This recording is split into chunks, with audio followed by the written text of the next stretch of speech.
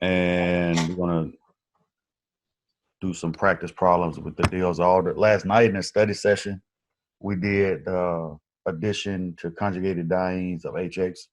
I can do a couple of those, but today, and we're also going to look at some of these deals order examples. So let's look at this first example. It says rank the dienes in order of decreasing reactivity. So best to worst with the dienophile and the Diels-Alder reaction. What do you think? Which one is not going to react at all? The ring. Out of all three of these, which one will not react? Period. The rings. The ring. I heard. Is that you, Jalen? Yeah. Okay, all right. It's this one, right? Why? Why won't that one react? It's locked. It's locked. Locked in a S-trans conformation.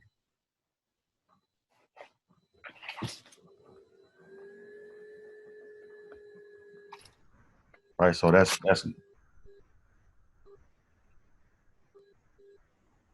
out, period. That's going to be your least reactive of all of them, right? So that's going to be number, let me see, I think it said 1 is least reactive. Oh, look. Most reactive. So that's going to be 3. This will be 3. Because if 1 is most reactive, this will be 3. All right, what about the other 2? How can I tell, right, if those 2 would actually react? What do I need to do?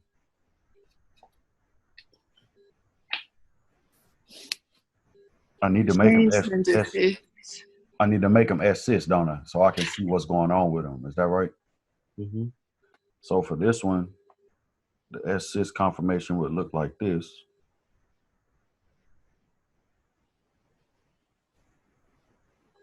Because all I'm doing is rotating around this sigma bond.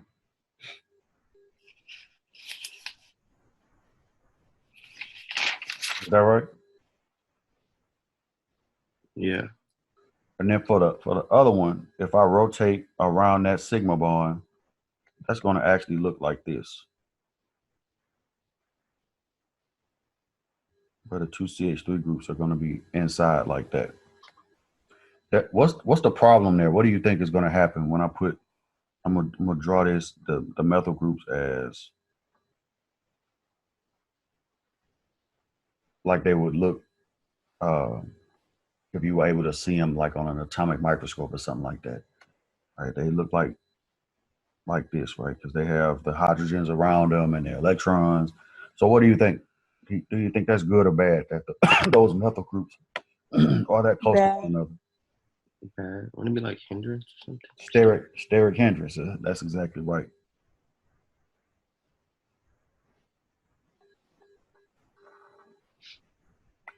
I can't remember which one. Let me rewrite that. That's kind of sloppy.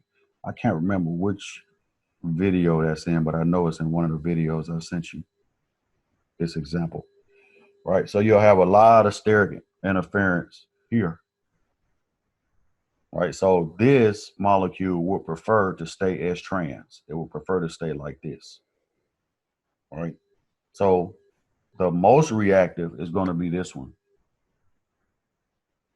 And then I guess you can get a little bit of product from that, but it won't be a lot. So that'll be 2. And then obviously the least reactive one will be the ring that's locked in S trans. Mm-hmm. Right? That won't react at all. Dr. Russell? Yes.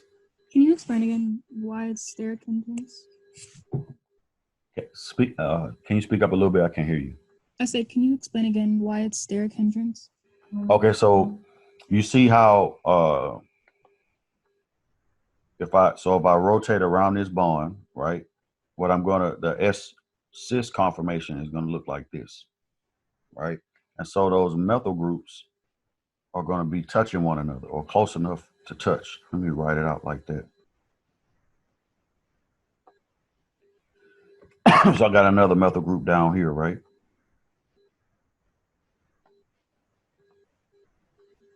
Right, and so if they're big enough to touch one another, that's when you have what's called steric interference. And that's bad. That increases the energy of the overall molecule, right? Because those interactions cost. It costs energy for those methyls to be close to one another like that. Okay. Yeah. But I don't have that here. If it's S trans, it's okay. But once I change the conformation to S cis, then I have that steric problem. So this particular diene would prefer to stay in S trans to avoid that interaction. Okay. Good question. Any other questions about that one?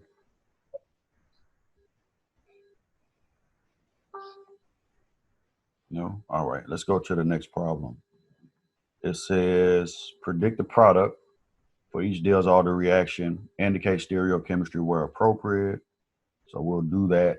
And we already know what that kind of is talking about, right? When it says indicate stereochemistry, that's talking about cis and trans and the reaction being stereo specific. All right, so let's look at the first one. This is cake. This is a cake example, right? Mm-hmm. So if we put the arrows in, this is one reaction where I always recommend showing the mechanism. Right, we get that. That's always going to be your core structure for a 4+2 cycle addition.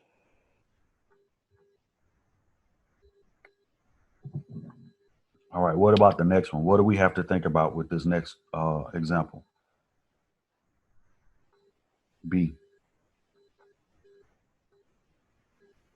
What are you thinking? The dienophile is trans. The dienophile is trans. What does that mean for the reaction? It has to be trans. The groups on the dienophile also have to be trans in the product. Is that right? Yeah. Mm-hmm. So let's do that. Let's put the arrows in. Same set of arrows every time. We're going to get a 6-member ring like this. The alkene is back here. Right, my 2 methyl groups are still attached. And then on this side, I'm going to put the aldehyde on the dash. Now I'll put the methyl group on the wedge.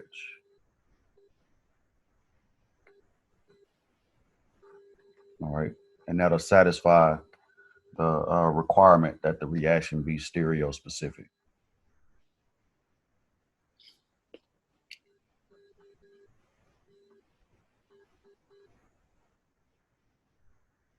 Is that okay? Yes. All right, what about the next one? Why am I scrolling the mouse?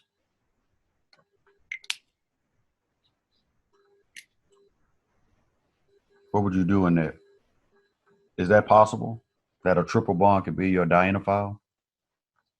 Yeah. Yeah. Any pi bond can be a dienophile. It doesn't matter, right? So the triple bond can and will be a dienophile. Here's the question: how many of the pi bonds and the triple bond are going to be used up? One. Only one. I'm gonna make this even simpler by putting a diene on this side so we can actually see what happens. All right. So what happens? This pair of electrons is coming here. This pair is coming here, and then this pair here. Right. So my product is still a 6-member ring. I have a double bond here. And then what about on the other side? Would I have a double bond here as well? Yep. Yeah, because I only use one of the 2 pi bonds, so one of them is still there. Right? And then this would be my acid. All right. Any questions about that? So you can use triple bonds as dienophiles. All right, they work just the same. So we just move we just move it over to the other side to make it easier to draw. Yes.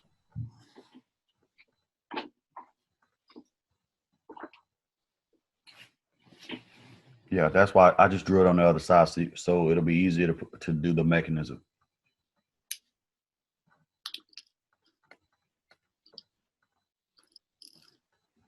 Any other questions about these examples? Nope. All right. Let's do another example. We won't do all of these, but let's do B and C. Let's do B and C. Let's do B first because we got some experience with that already. All right. How would you approach this problem? Question B. And then what are you expecting also? You're expected to have a bridge. You're going to have a bridge because you got a ring, so something that's cyclic plus something that's that's not cyclic. I agree with that 100%. Does the mechanism change at all? No. No, still stays the same, right? This is coming here. This pair of electrons is coming here. And then that pair of electrons is moving there. So let's draw it out. So you know that the product is going to be a 6-member ring. Is that right? You know that this double bond this pi bond is now here, right? You know you have a cis dienophile. Can I get more room over there? Yeah. So you know you need this, right? These two groups to be cis. And it doesn't matter if you draw them both wedged or both dashed. It's up to you. And then what else do we need to put in now? Bridge. The bridge that was here, right? Is that right? Oh, that's kind of sloppy.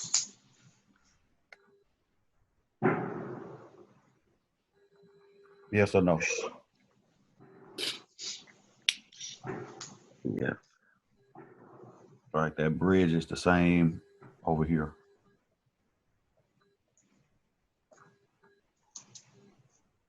And those bonds and that oxygen, they don't do anything. They don't react at all.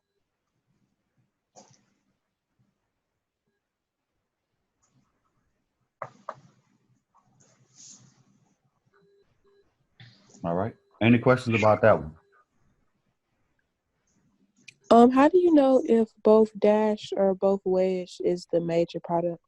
Well, that's a good question. And with this molecule, because it has that bridge, there's a topic that we hadn't talked about, right? And it's so you have two different choices. You can have an exo product and an endo product, but we haven't talked about that. But in this case, the major product is more than likely going to be with these two groups dashed like that. Because what happens is, let me just draw it out in 3D real quick, and I hope I don't lose nobody. But I'm gonna draw it out. What happens is here, right? So now you got an aldehyde under here, because that's what the CHO is an abbreviation for, right? And that aldehyde the pi system can overlap with the alkene. And so a lot of times when you do the Diels-Alder, the endo is the favorite product. So this would be endo. What that means is that these groups are underneath that ring system. That's actually a question on the quiz. I think Kiaria pointed it out. I'm gonna take it off the quiz because the answer is based on whether or not it's endo or exo. And I don't even think I sent y'all that video because I knew we would have to cut the time down for this section. Right. Okay. Yeah. But more than likely those aldehydes are going to be on the dash. Okay. Yeah. Good question.